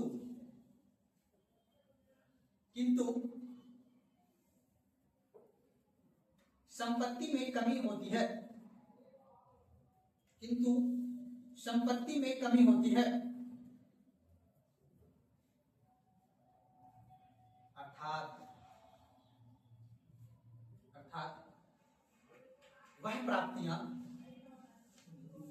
अर्थात वह प्राप्तियां जिससे सरकार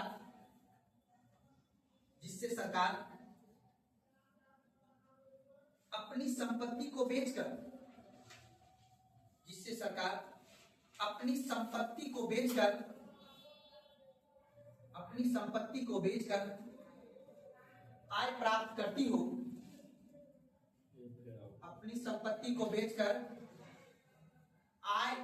करती हो, उसे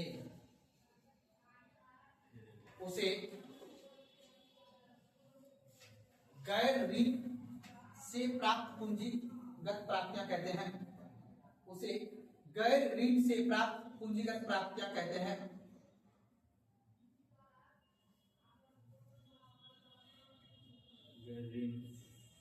गैर ऋण से प्राप्त पूंजीगत प्राप्तियां कहते हैं। अब दोनों में अंतर समझ गए ना। उसमें क्या था कि उसमें कर्ज देने का जिम्मेदारी बढ़ जाता है ऋण लेने में, इसमें संपत्ति में कमी आ जाती है। बस इतने में अंतर में आता है। जैसे LIC, एयर इंडिया,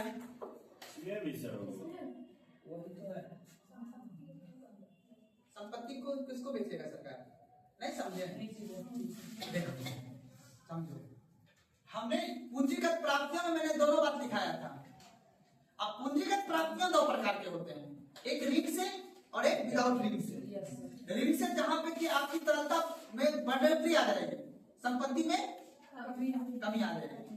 सुना बात को ना? कमी का मतलब किस में? गैर ऋण वाले में।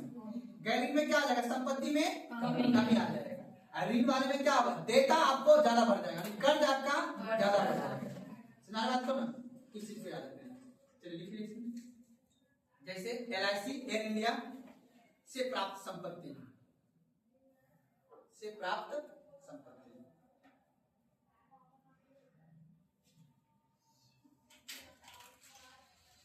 कोई दिक्कत? एक राज्य को दिया गया ऋण, राज्य को दिया गया ऋण, हाँ राज्य को दिया गया ऋण।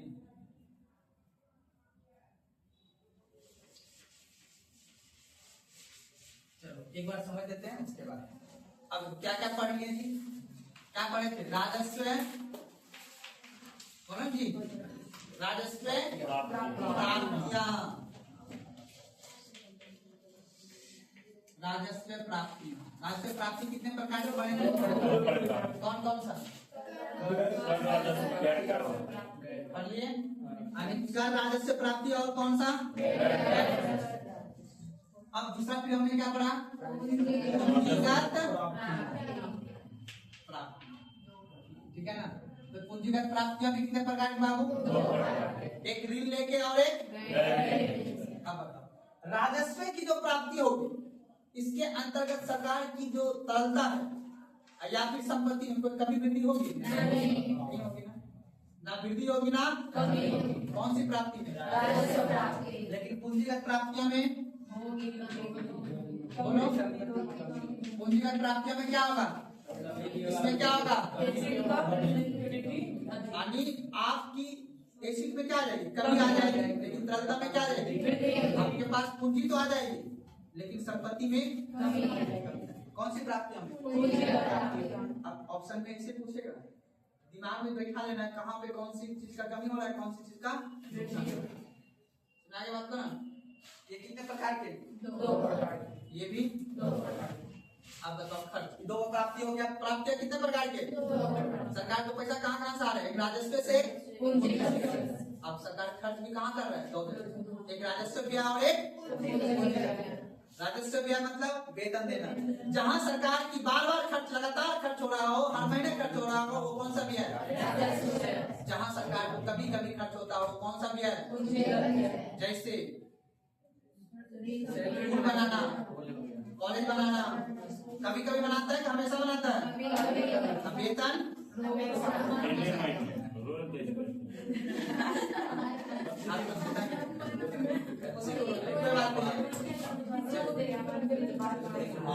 अब टॉपिक लिखिए पूंजीगत। अब बताओ, राजस्व व्यय लिखा दिया है ना? राजस्व व्यय लिखा दिया, देखो अब लिखिए पूंजीगत व्यय। पूंजीगत व्यय, अब लिखना है खर्च।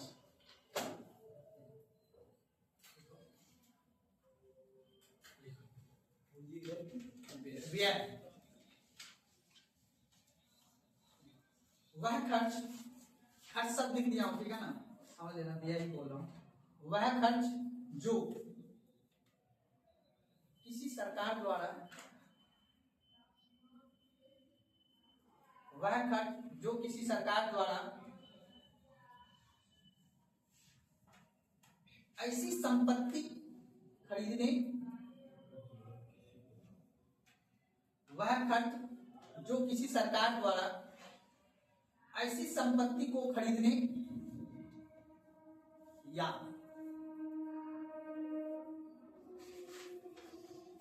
संसाधन को जुटाने या संसाधन को जुटाने के लिए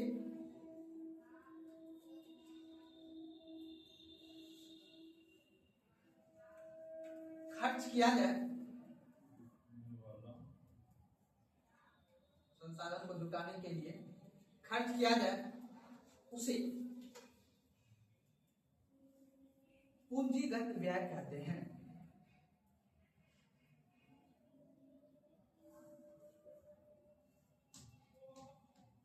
उसे पूंजीगत व्यय कहते हैं। कोई दिक्कत समझने में? आगे मैंने लिखाया है कि किसी ऐसी सरकार जो अपना खर्च कहाँ करे, संपत्ति को जुटाने के लिए। कौन संपत्ति जुटाना चाह रहे सरकार? बेहतर रोड बनाएगा तो संपत्ति नहीं जुटा जी। बेहतर रोड, बेहतर हॉस्पिटल, बेहतर कॉलेज, तो ये सब क्या हुआ? संपत्ति को जुटाना, संपत्ति को एक जगह करना। चलिए अगले बात लिखे किसी में। हाँ अगला पॉइंट।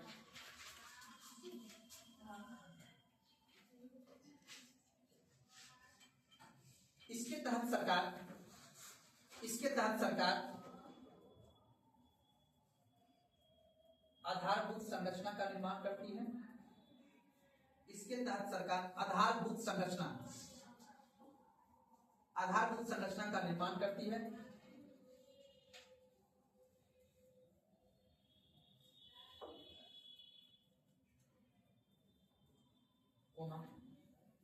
पूंजीगत निवेश करती है, पूंजीगत निवेश करती है,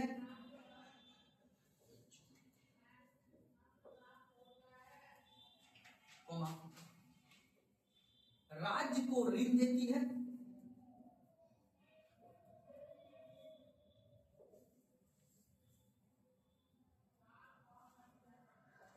और सबसे हार्ड वाला बात, अन्य देश में निवेश करती है। अन्य देश में निवेश करती है। जैसे तो जवाहर बंदरगाह बनाया ना दूसरे देश में, अन्य देश में निवेश करती है। ईरान में अन्य देश में निवेश करते हैं। अब सुन लो, देखो दुनिया कैसे चलता है। तुम लोग को कभी दुनिया समझ में नहीं आया ना, एक सब्जेक्ट है उसका नाम है इंटरनेशनल रिलेशन, IR। ठीक है, वो कभी पढ़ना, जब बड़े हो जाओगे तब समझ में आएगा। बड़ा डायनामिक सब्जेक्ट है। वहां पे कैसे कूटनीतिक बुद्धि होता है ना, वो समझ में आता है। जैसे डिप्लोमेट समझते हो ना, सर नाम क्या है सब्जेक्ट का? इंटरनेशनल रिलेशन, पॉलिटिकल साइंस का एक भाग है। ठीक है, आप देखो समझाते हैं। अब अगर हमारे पास जब पैसा इतना है तो हम अपने देश में क्यों नहीं विकास करेंगे, दूसरे देश में क्यों करेंगे? फिर क्या जरूरत है? ताकि भविष्य में वो देश हमको कभी साथ दे। अफगानिस्तान में हमने वहां पे हॉस्पिटल बनाए 100 से ज्यादा हॉस्पिटल बनाए, कॉलेज बनाए, और वहां का यहाँ तक कि अफगानिस्तान का संसद भवन भी किसने बनाया है? भारत ने बनाया। क्यों बनाया बताओ? ताकि उससे संबंध मेरा कल को भविष्य में पड़ोसी से झगड़ा होगा तो मेरा साथ देगा, नमक तो मेरा खाया होगा। इसीलिए हमने ईरान में भी हमने बंदरगाह बनाया है। तो पूंजीगत व्यय हम देश के साथ साथ अन्य देश में भी करते हैं, जो देश जिससे मान लो जिससे मेरा संबंध बेहतर बना के रखे। आप लोग करते हैं? जब आपके पास अतः पैसा आ जाता है तो बोलता है अच्छा कोई बात नहीं, लीजिए इस बार हमने आपका भोज करवा देते, एक दिन का भोज हमने अपने तरफ से। ना होता है जी? क्यों ऐसा करते हैं? ताकि उससे मेरा रिश्ता अच्छा बना रहे। किसी के गांव में बेटी की शादी हो रहा है, हम भी दे देते हैं रुपया, कोई दे देता है रुपया। क्यों? ताकि समाज में नाम हो, समाज हमें अच्छी निगाहों से देखे। इसीलिए उसी तरह देश में भी होता है। हम दूसरे देश का बड़ा करेंगे ताकि देश में हमारा संख्यक बढ़े। अर्थात कहने का मतलब है हमारा मान आदर देश में बढ़े। इसीलिए पूंजीगत व्यय हम अपने देश के अलावा अन्य देश में भी करते हैं। समझाइए बात को ना। तो आपसे पूछेंगे कि रोड बनाना, स्कूल बनाना, हॉस्पिटल बनाना, ये सब कौन सा दिया हुआ? समझाइए बात को ना। ये था आपका पूंजीगत। यहाँ तक कोई दिक्कत नहीं ना? आप समझ में आ गया बजट कितने संरचना होती है? 2।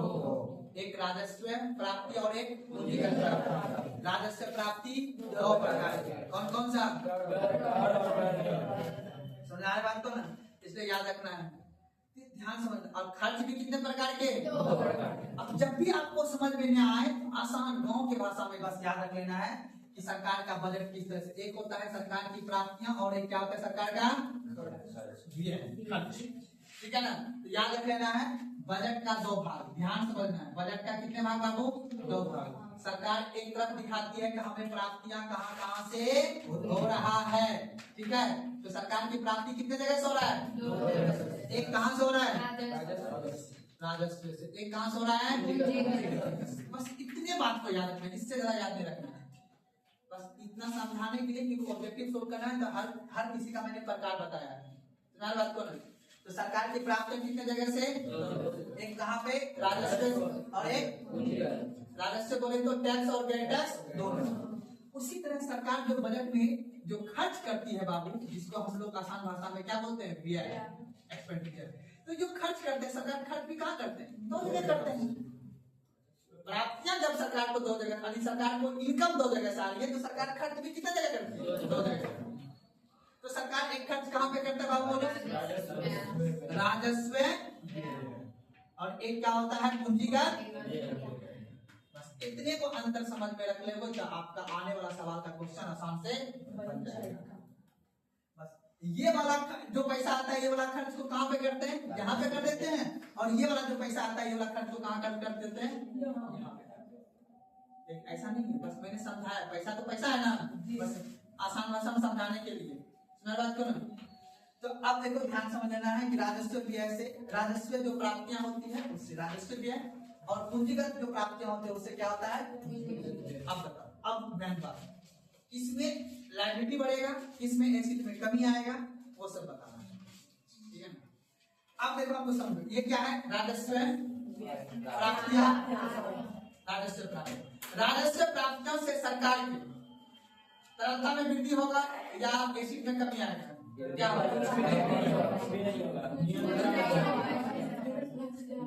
अर्थात याद रखना, लायबिलिटी बोले तो तरलता, और एक क्या होगा बाबू? एसिड। याद रखना, ध्यान समझो। अर्थात क्या देखो, अगर सरकार का राजस्व क्या है? प्राप्तियां, सरकार की राजस्व प्राप्तियां आएगी तो ना तो तरलता में वृद्धि होगा, ना तो अरे ना तो इसमें क्या होगा? वृद्धि होगा, ना तो इसमें क्या होगा? किससे? प्राप्तियां। लेकिन हम क्या बोलते हैं? पूंजीगत। अब बताओ हमको दूसरा में, अगर सरकार के पास पूंजीगत प्राप्तियां आई तो सरकार की तरलता में क्या हो जाएगी? वृद्धि हो जाएगी। याद रखना है, सरकार की तरलता में क्या हो जाएगी? वृद्धि। अपन एसिड में भी क्या आ जाएगी? कमी आ जाएगी। एसिड में क्या आ जाएगी? कमी आ जाएगी। याद रखना, अंतर में समझ में आया ना? यानी सरकार को पास पूंजी जब आएगा, पूंजीगत प्राप्तियां होगी, तो सरकार को देनदारी बढ़ जाएगा ना, नॉन बढ़ जाएगा ना, और संपत्ति में भी क्या आ जाएगी? बस ये अभी देखना है कि ऋण से प्राप्त, अगर ऋण सीधे सोचो, ये छोड़ दो, बस समझाने के बजाय बस पूंजीगत प्राप्ति में दिमाग लगा लेना है। तो पूंजीगत प्राप्ति से क्या होगा बाबू? तरलता में वृद्धि, यानी ऋण में वृद्धि आ जाएगा, और पैसे में क्या आ जाएगा? संपत्ति में क्या आ जाएगी? व्यय वाला खर्च जो होगा, खर्च से क्या होगा? अगर सरकार राजस्व व्यय करेगी, अब बताओ इसमें वृद्धि होगा या इसमें वृद्धि होगा, या इसमें कमी होगा या इसमें कमी होगा? कुछ भी नहीं होगा, होगा जी? इसमें भी कोई कमी नहीं होगा और इसमें भी कोई कमी नहीं। लेकिन पूंजीगत व्यय करेगा तो सरकार की इसमें क्या होगी? वृद्धि होगी, और इसमें भी क्या होगी? वृद्धि होगी। तरलता में भी वृद्धि आ जाएगी, और इसमें इसमें क्या आ जाएगा? कैसे? अरे पूंजीगत प्राप्ति करेंगे तो अपने यहाँ संपत्ति बढ़ेगा ना, नहीं बढ़ेगा? तो एसिड बढ़ेगा नहीं बढ़ेगा? कौन सा व्यय करने पर? आप पूंजीगत व्यय करेंगे, जब संपत्ति बढ़ेगा तो ऑटोमेटिक तरलता बढ़ जाएगा। जिस तरह आपने इसमें देखा घटा बढ़ा ना, यहाँ पे फिर से लिखा नहीं होगा, समझा रहा हूँ। पूंजीगत प्राप्तियों से सरकार की एसिड में क्या है? वृद्धि हो रही है, ऋण बढ़ रहा है, संपत्ति में क्या है? कमी आ रही है। ठीक उसी प्रकार पूंजीगत व्यय में सरकार की एसिड पे क्या वृद्धि हो रहा है और संपत्ति पे क्या हो रहा है वृद्धि हो रहा है, जिससे इससे क्या हुआ था कमी हुआ था। बस हो गया दिमाग में। हाँ, सरकार की संपत्ति में वृद्धि होती है, राजस्व व्यय में भी होती है, लेकिन उसमें कम होती है। ज्यादा वृद्धि किसमें होती है पूंजीगत प्राप्तियों में। बस ज्यादा वृद्धि इसमें होता है पूंजीगत प्राप्तियों में। तो इसलिए हमें यहाँ पे कंपैरिजन करके समझना है कहाँ पे संपत्ति की अधिक वृद्धि होगी और कहाँ पे कम होगी। कल इसको पढ़ना, फिर से इसको संपत्ति कहाँ वृद्धि होगी कहाँ कमी होगी इसको समझना है, ठीक है ना। तो कल टॉपिक लिख लीजिए आप लोग, टॉपिक अगर लिख लीजिए बजट की स्थितियां। टॉपिक लिखिए बजट की स्थितियां। टॉपिक लिख लीजिए बजट की स्थितियां। बजट की स्थितियां ये पढ़ना है। अब बजट कैसी स्थिति में रहेगी, अभी पढ़े थे बजट की संरचना, पैसा कहां से आ रहा है, पैसा जहां कहां जा रहा है। अब पढ़ेंगे स्थिति कि बजट अधिशेष में होगा कि बजट संतुलन में होगा कि बजट घाटे में होगा। समझाएं क्या पढ़ रहे हैं, दिमाग बहुत नहीं हुआ है बल्कि